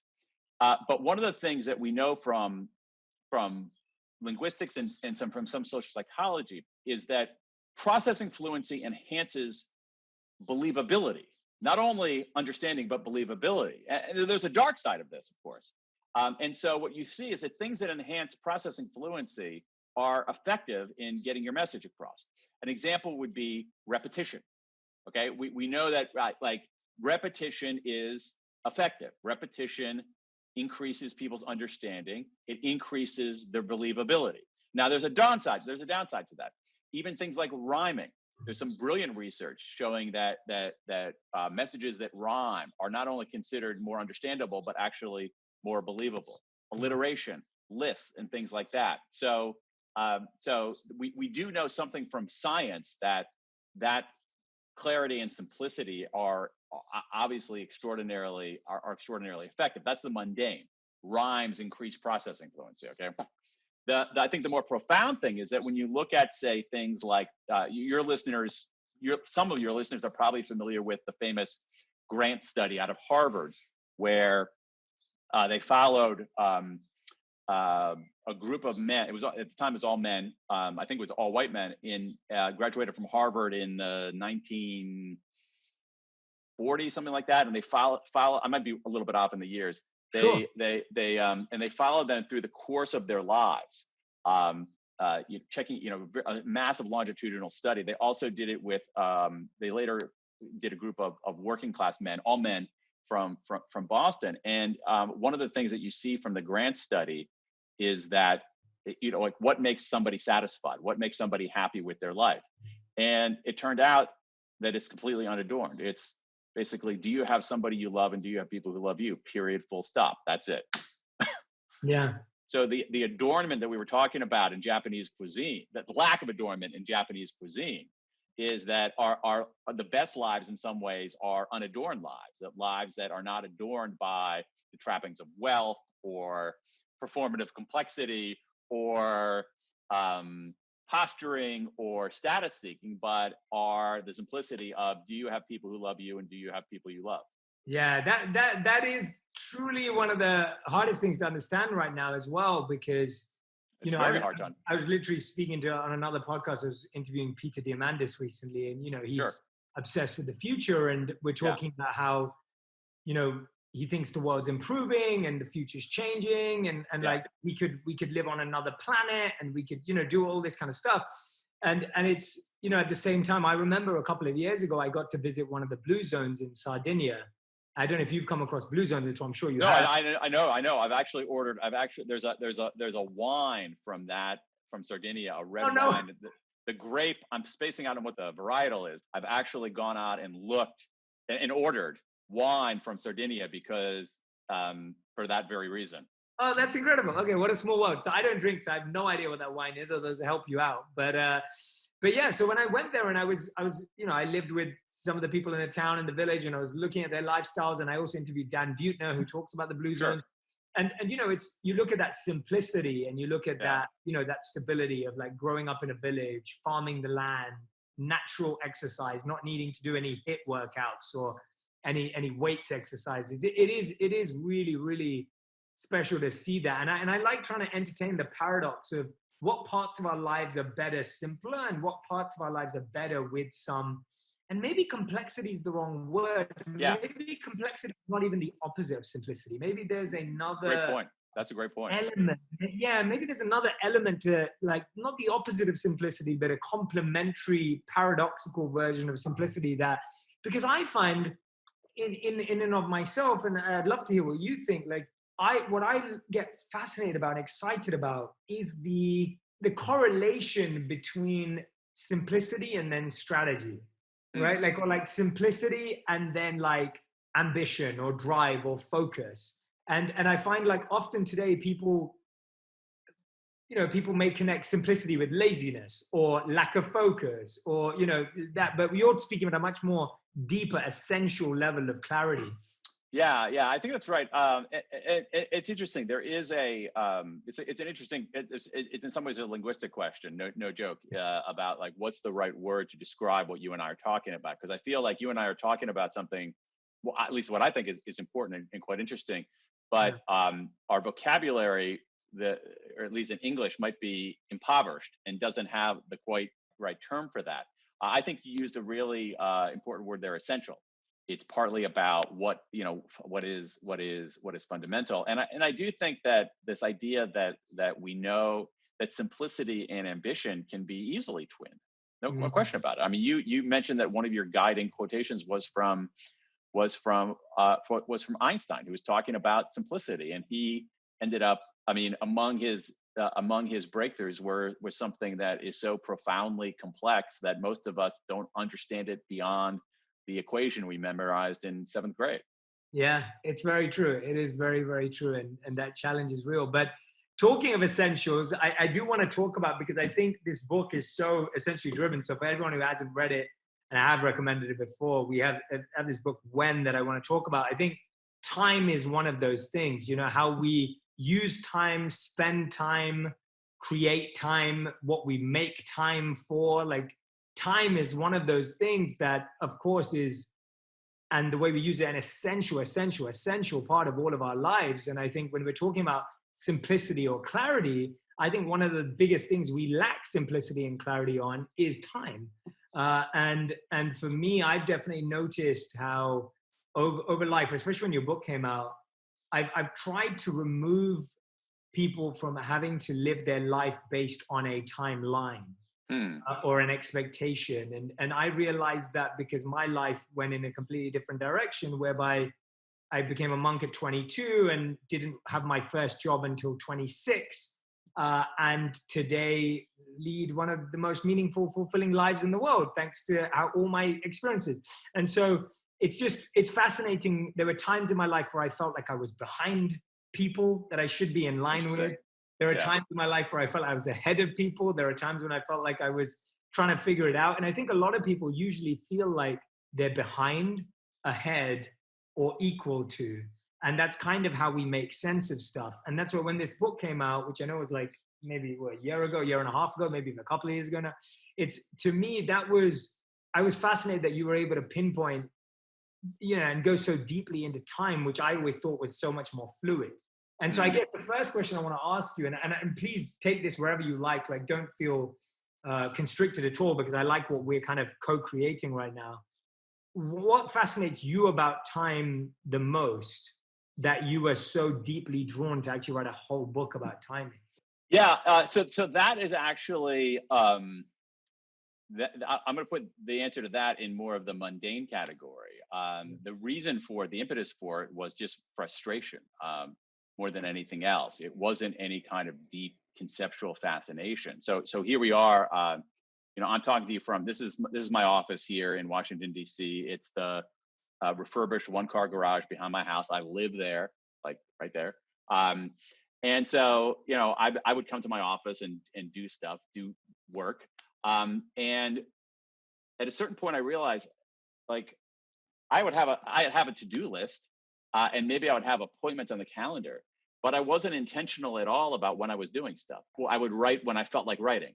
I would make phone calls when I felt like making phone calls. I would do interviews when I felt like doing interviews. And I wasn't intentional about it. And I said, that's crazy. That's crazy. Like I end up, I'm actually a fairly kind of rational, I like to think I am at least, fairly rational, evidence-based guy. And I'm making these decisions about when to do things. I'm not even making decisions. I'm just kind of stumbling my way into it. And so I said, well, there's got to be some guidance out there on like when we should do things. And I found to my surprise that there wasn't. And that got me really curious. I said, well, I wonder if anybody's ever researched this. So I started looking around for research, and it turned out there was a huge amount of research on this question, but it was splattered all over the place. It was in literally 24 different domains. So it wasn't like you say, oh, there's a sociologist who studies timing. Well, there might be, there are, but there are also biologists who do that. There are economists who've studied that. There are microbiologists who have studied epidemiologists. There's a whole field called chronobiology. And so what you had was literally 24 different fields asking very similar, in some cases identical questions. And what I said is like, maybe it was painful, but if I go wide enough and deep enough into this research, I can begin to piece together the evidence-based ways to make better, smarter decisions about when to do things in a given day. But also, to your other point, Jay, when we think about our lives, our lives are episodic. Episodes have beginnings, episodes have middles, and episodes have ends. It's the whole idea of the journey metaphor you introduced earlier is like journeys have beginnings, they have middles, and they have ends. And it turns out that there is some fascinating research on how our cognitive abilities change over the course of a day. And then more episodically, how beginnings affect us, how midpoints affect us, how endings affect us. There's research on how groups coordinate in time. There's research on how the way we think about time affects our behavior. There's research, again, all roads lead back to linguistics. There's research based on the way that languages configure their verb tenses. It can predict people's savings behavior, as crazy as that sounds. So it ends up being something that is, going back to another one of your words, it ends up being essential. It ends up being fundamental because we are temporal creatures. That is, we talk about colloquially about biological clocks, about a biological clock, but essentially what we know from biology is that, especially chronobiology, is that we essentially have clocks in every cell in our body. I mean, we are walking timepieces. And again, depending on your notion of time, sort of philosophically, existentially, we are in some ways moving through time. At the very least, our conversation began in the past. It's going to end in the future, right? The people who are going to listen to the recorded version of this are listening to something that happened in the past. But those people haven't done anything yet because that's in the future. And so we're sort of swimming in this essential element of our lives. And so what I was just trying to do is just make it understandable. Yeah, and I think you did a phenomenal job. And so I want to dive into different parts of it. I guess my first question is like, there's a few things. So the first one is, I think the most common relationship, and of course I'm making a huge assumption here, but I think maybe we'll agree, maybe your research will say something else, but I'd say my assumption is that the most common relationship, and I believe everyone has a relationship with money, we have a relationship with time, we have a relationship with anything, knowledge, wisdom, etc. And so our relationship with time for most people is, I always feel like I don't have enough, right? That is a very clear relationship that we all have with time, where it's like, I don't have enough time. I can't make enough time. I can't find time. Like we say all these words, which are all about making, finding, creating, having. What does that do? What is that mindset toward time? How does that actually affect our behavior? Our relationship with time, we can think of it as an ally. We can think of it as an enemy in some ways. That's oversimplifying in that case. But I think what we're trying to, and one way to make time your ally rather than your enemy, is to recognize the effect, often invisible, that it has on your life. So if you look, so I'll give you an example. What we know from, let's just take the unit of a day. What we know very clearly from a whole array of research is that our brain power does not remain constant over the course of a day. Our brain power changes over the course of a day. So doing something at 9 a.m. is not the same as doing something at 3 p.m., period, full stop. Now, there's some complexity underneath that, but the main idea is that our brain power doesn't remain constant over the course of a day. And the best time to do something depends on what it is you're actually doing. So once you understand those kinds of hidden invisible rules, you can begin to make time your ally rather than your enemy, and end up mitigating some of those feelings that one never has enough time. So I think that's part of what it is. People who feel like they don't have enough time, this is not something I write about, but I'll opine about it anyway. In many cases, people who don't feel like they have enough time, sometimes, not always, sometimes it's not a sufficiency of time issue, it's a sufficiency of priority issue. What they actually don't have any clarity about their purpose or their priorities. And so they're moving in all kinds of, that's not always the case, but I think that's partly the case. The other thing that we know is that when time becomes extremely salient in our lives, we underperform.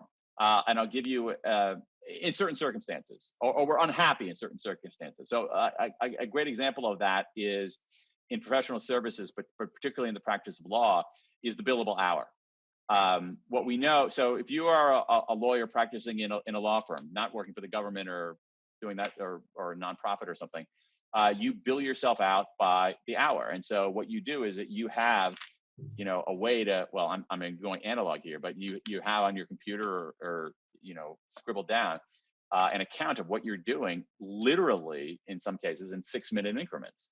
And what we know from research there is that is incredibly thwarting to people's sense of autonomy. So there are all kinds of things in our relationship with time that if we reconfigure it, we can feel a little bit better, do a little bit more and better.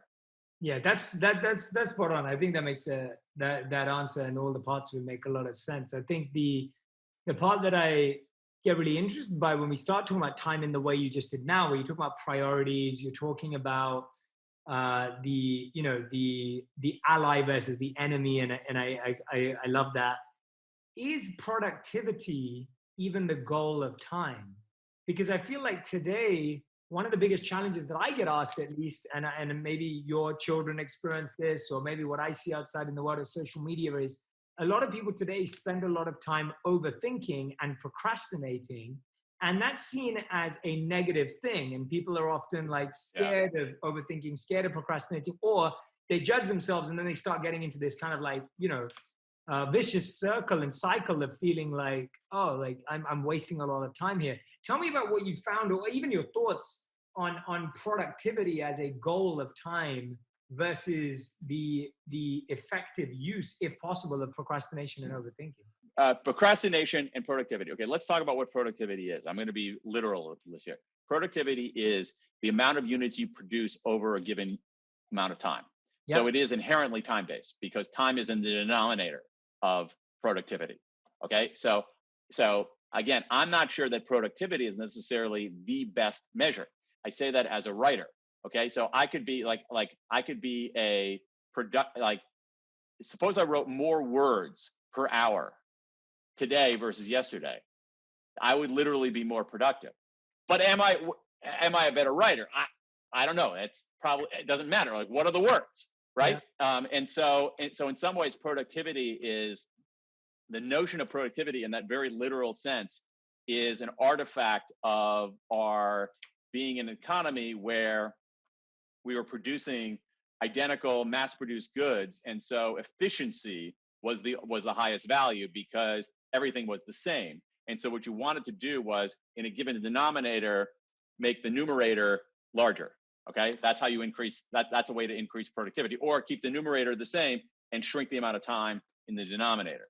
So, so that's what productivity is. I think a way to, a looser way to measure things is quality and quality, contribution, impact, those sorts of things.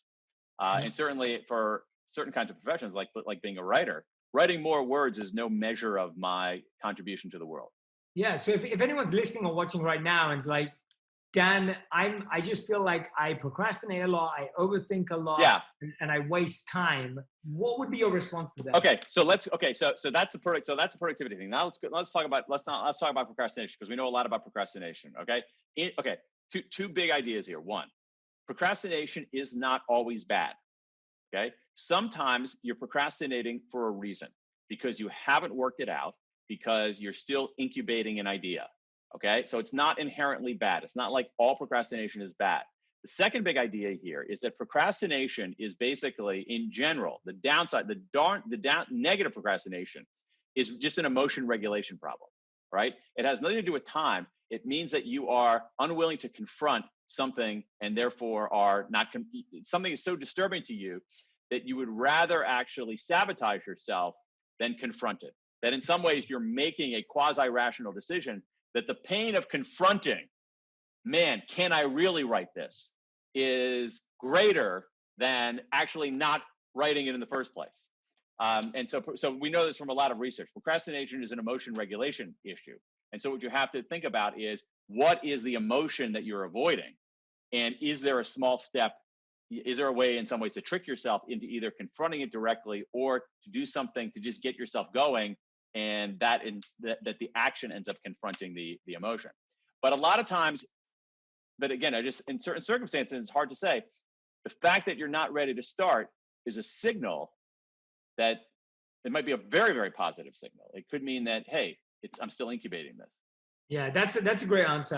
I love that perception, because I think as soon as you start labeling and going, oh, my procrastination's bad and this is not a good place to be in, you're right.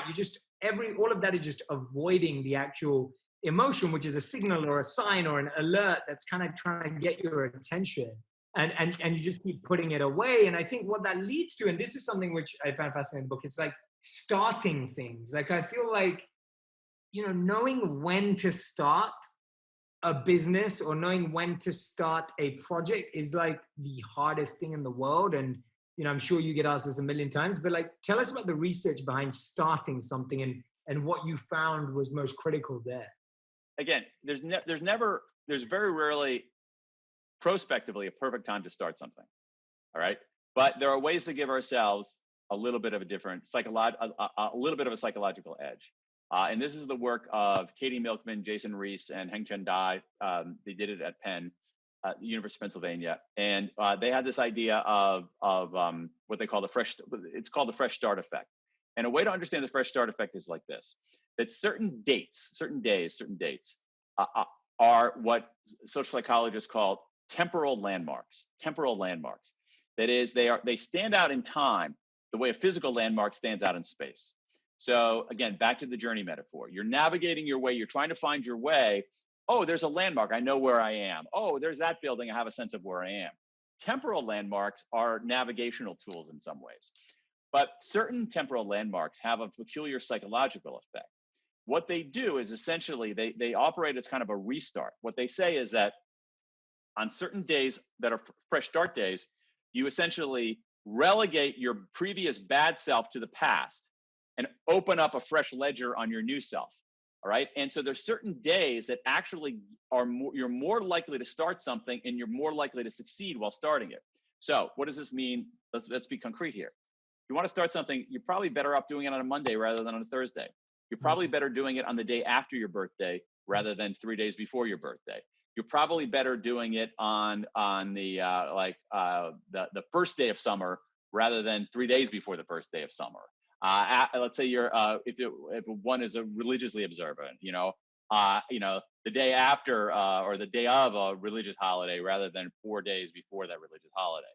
And so you can, in some ways, have that sense of where you are temporally and pick the right date to start something.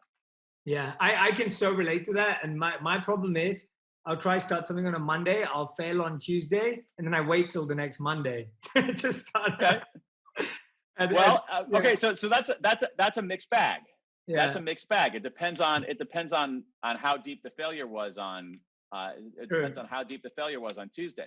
Now, there's another strategy for all of this. Yeah, please. Which on all of this, I mean, it's reasonably well known, and in some ways, it's interesting, Jay, because I think it's analogous to our conversation about simplicity and the opposite of simplicity, or simplicity and complexity. In that, I do think that in many cases we have been seduced into the idea of moonshots and big, hairy, audacious goals. Mm-hmm. I think that they're important, but I think that they're oversold in a way. And what's undersold, just think about it as a pricing issue, okay? So the big, hairy, audacious goals, moonshots, I think they're overvalued. And I think what's undervalued is small wins. And once again, there's a lot of evidence of that, starting from Carl Weick 30 years ago. Small wins are enormously important, because what small wins do is that small wins can overcome that procrastination problem. Small wins can then lead to other small wins and other small wins that cascade into something bigger. So a strategy for overcoming procrastination, a strategy for many things, is to go for small wins. Let me give you an example of that. So the one strategy that I've heard of, I called it this. It's not originally for me. It's just sort of out there. I call it J5, not J-A-Y, but J, letter J. And that's just that, and that stands for just 5 more. Okay. And so if you don't feel like doing something, you say, okay, you know what I'm going to do? Okay. So I'm doing some research right now. Okay. I got these papers. Some of them are incredibly boring. Okay. You know what? I can't stand it. I want to quit. You know what? I'll just read 5 more pages. Just 5 more pages. I'll read that. Okay. Yeah. Oh my God. I got a boatload of email here. I can't deal with it. I just want to go inside and have a drink. You know what? I'm going to just do 5 more emails, and we'll do that. You know what? I'm tired of writing. Okay. Just 5 more sentences. That's it. And that can get us going, give you a small win. And what happens a lot of times is that just 5 more becomes just 10 more, just 20 more, something like that. I really like that one. That's an awesome strategy. I think that's a great. Yeah, it's very simple. I use it all the time. I'm not joking around. I use it today. When I looked at my email file and I was like, oh God, I can't bear it's like, okay, I've already answered enough email. I'm like, okay, just 5 more. And you know what I did? I did that and I got it done. And I probably ended up answering 8 or something like that. Another one, a very well-known technique. I use it. I have no shame in using it. You're probably familiar with it. Your listeners are probably familiar with it. Is the Pomodoro technique, which is Pomodoro is Italian for tomato, and so you set a timer. I have one on my computer that I use on very dark days. I set a timer for whatever. I do it for 25 minutes, and like I just can't bear this. Okay, I can't research this anymore. I can't read this anymore. I'm sick of writing. Okay, here's what we're going to do. Just 25 minute. I'm not going to do anything else. I'm just going to do it for that 25 minutes. And that can, I think, let me extract from this, as always, a large theoretical lesson. And it's this, all right, that a lot of times in our understanding of what makes human beings tick, we think that belief precedes action, that you have to convince yourself, and then that is the impetus to act. And in many cases, more cases than we realize, the arrow runs in the other direction. That getting yourself to act can actually trigger the belief. Yes. And that's a very, very important lesson. That's so true. And that's really, it's kind of like when we're like, I can't make my mind up, right? Like even that saying, is exactly in that belief where you're just spending so much time trying to make your mind up and decide something. And what I love about what you just said is around that whole, the small wins element of just, I always feel like when you can get into a good rhythm and pattern of keeping promises to yourself and keeping small commitments to yourself, you start to trust yourself. And when you start to trust yourself, you can then trust yourself with bigger tasks. The problem is, like you said, is that we go for these moonshot goals and naturally we fail at them. And therefore we don't trust ourselves. And I feel like self-trust is like the big issue when it comes with time, is that you're like, well, do I even trust myself with this much time? Do I even trust myself to complete that? And you're right about the small wins, whether it's making your bed or just 5 more, or, you know, all of these principles that you're laying out, like that just builds trust with yourself. I'll give you something else that builds trust with yourself that's related to this concept, which is, again, is research-based. It's built on, I've written about this. I wrote about it in that book. I've talked about it before, is the work of Teresa Mobile at Harvard Business School. And she found that the single biggest day-to-day motivator on the job is making progress and meaningful work. Okay, so the days we're making progress, the days we're motivated, we come back the next day feeling motivated. But one of the challenges is that we often don't have a good sense of how much progress we're making. And so one of the things that I've done this is now for like 8 or 9 years now, is at the end of every day I have a progress, call it a progress ritual. And all I do is I just basically say, what'd you get done today? And I just list what I got done today, and I keep a record of that. And I have to say, I almost never look at the list, but it's the act of doing. I mean, seriously, I almost never look at the list, but it's the act of doing it. So I just take a moment. It's a ritual. All right. And, I don't have to tell you, former monk, the importance of rituals in human understanding. Right. So it's a ritual. It's a punctuation mark at the end of the day. What'd you get done today, Dan? Okay. This is what I got done. Bada, bada, bada, bada, bada. Okay. I love that. How do you do that for other people? So if you're leading teams, if you've got a small team, a big team, a company, how do you kind of help people realize the progress they're making? Because I find, there's sometimes you can do it for yourself, but how do you do it for others? I mean, you could do a version of what I'm talking about for your team. I mean, what I would want to do is I would want to build that habit in others rather than have them rely on me for that. I would want to build that habit in others. So what you could do is you could ask your team to send you that at the beginning, not as a way to monitor them, but as a way to build build that habit, and then eventually have them continue the habit without sending it to you. Yeah, absolutely. I'm actually going to try that out. I'm 100% going to try that out. What'd you get done today? Just write down the things you get done. I mean, it's a very simple concept. We often have a to-do list at the beginning of the day, like have a done list at the end of the day. And it's almost like gamifying your mind, right? Because you know that if you got 3 things done yesterday, you might want to get 4 done today. And so you push a bit further. Right. I think a lot of times also when we're scrambling around, we don't have a sense of what we've accomplished. And so sometimes it can be affirming. So I know that many days where I feel like I haven't gotten anything done during the course of a day, I stop and I do my little progress ritual. Again, we're talking like, Jay, 30 seconds, 60 seconds. Yeah, for sure. Not anything elaborate. I'm like, oh, okay. I actually got more done than the day. And then on the days where I didn't get much done, you're like, oh, come on, man, you gotta do a little bit better than this. Come back tomorrow. Yeah. You're coaching yourself. Yeah, that's a good way to put it. You're in many ways you are. What you're doing is you're just giving yourself, you're coaching. If you think about it like a sport, it's like in track and field or in swimming or something like that. Your coach is there with a stopwatch saying, here was your time today. Okay. Or, here's how much you lifted today. You have a sense of, are you making progress or you're not making progress? Yeah. I love that. One thing I want my audience, everyone who's listening right now or watching, I want you to be aware of is that literally Dan in this book breaks down everything from like productivity. I've done some of the tests with you guys before, and I've shared the book when we talked about, all of the different productivity times for different types of people based on what time you sleep and what time you wake up. We've done the naps, breaks. I'm not going to ask Dan all those questions because they're in the book, and that's why I recommend the book. I want to ask Dan stuff that isn't in the book or is extending the book. And I think one of the biggest questions I do get asked that I do want to talk about is relationships. Because I think dating and getting married and knowing when to either pop the question or when you should expect the question. Like these are like some of the biggest challenges in the world on a personal individual level for people. And so tell me about some of the work that you found when it came to not just like when's the best time to get married, but it's almost like what did you find when people said they knew or they felt they'd found the right person? Yeah, that one is more inscrutable, I have to say. I wrote about that only very, very tentatively because I wasn't sure about the research on that. I mean, what it says is that in general, in America, marriages are more likely to last if people get married after age 25 and before age, I think 34, somewhere around there.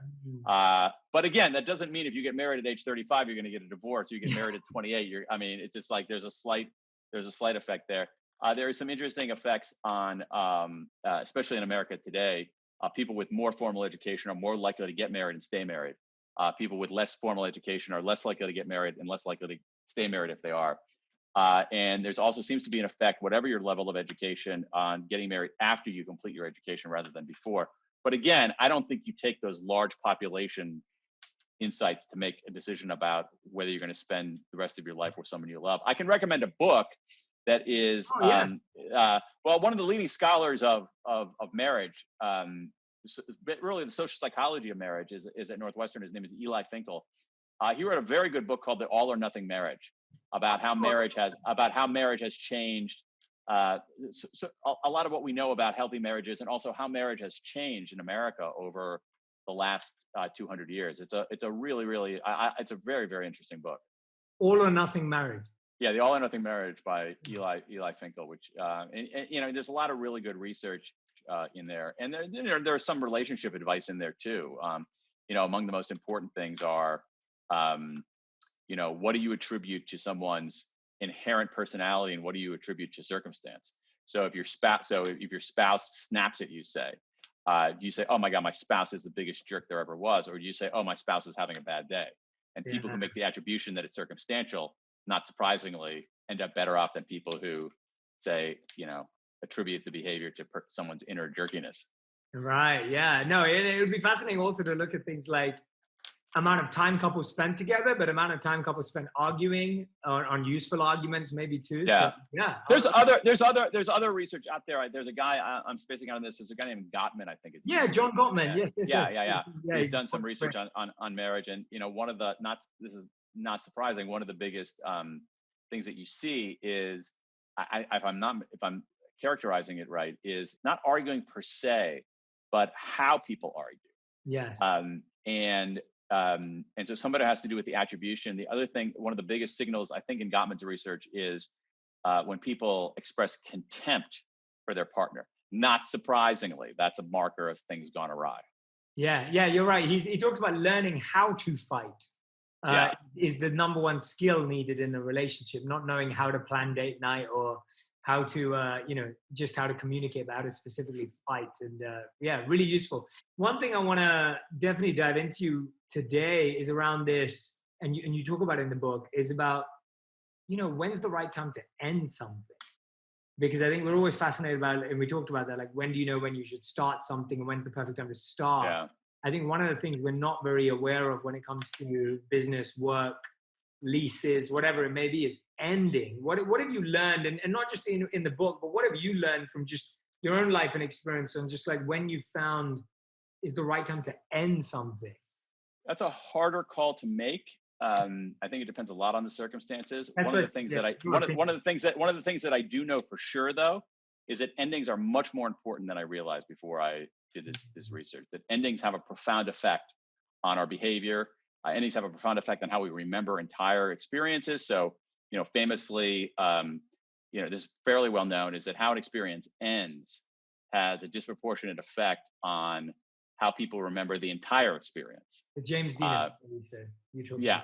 Oh, right. So, and also even how we evaluate people's lives too. Yeah. So there's a famous piece of research on where they gave somebody a description of a fellow who for 29 years was a wonderful guy, great CEO, generous and whatnot.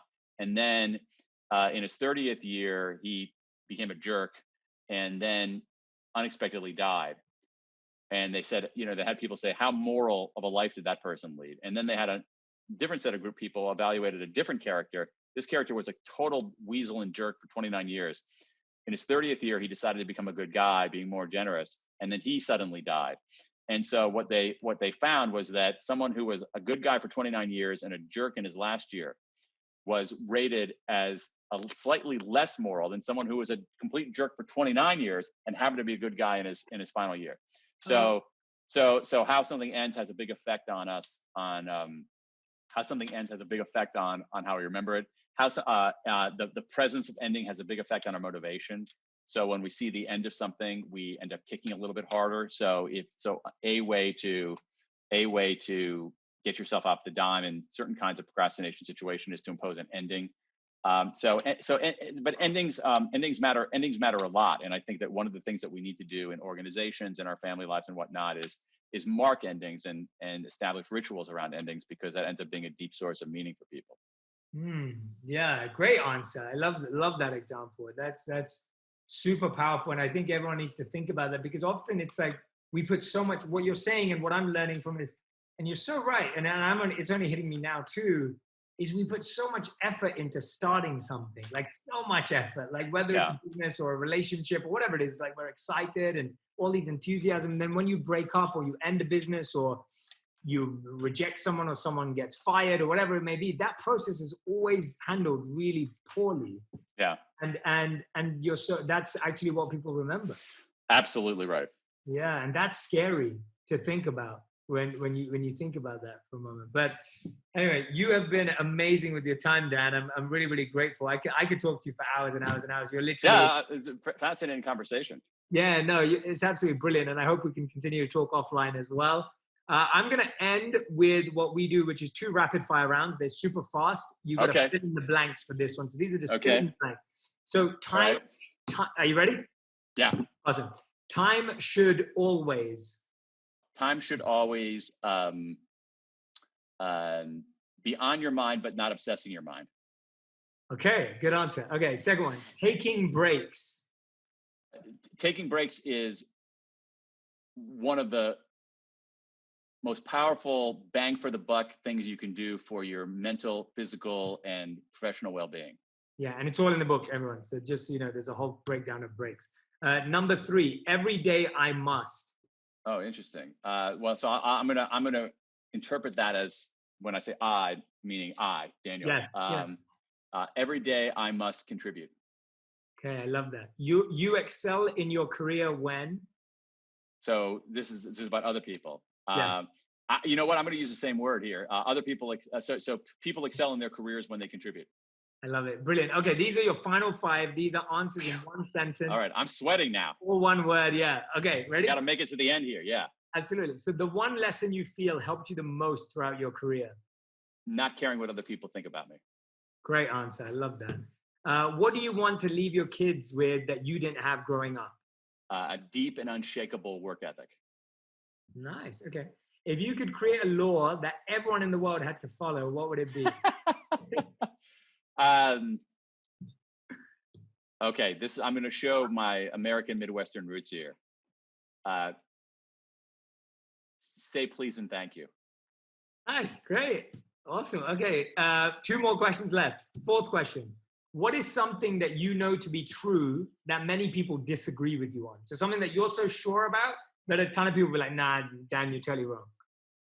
The world is less fair than it seems. So you believe the world is less fair than it seems, and people would disagree with you on that. Yeah. Well, that's a whole nother conversation then. I know. Yeah, that one we have I to know. Okay. And when I say people, I might be reflecting my own kind of biases here, but I think especially well-educated American people. Sure. Great. It's a good answer. I mean, it's an intriguing point. Okay. 5th and final question. What is the biggest lesson you've learned in the last 12 months? Oh, in the last 12 months. It never works to go against the grain of who you are. Wow. Very profound. Wow. Those are tough questions, man. Well, you answered them pretty quickly and well. So thank you. I answered them quickly.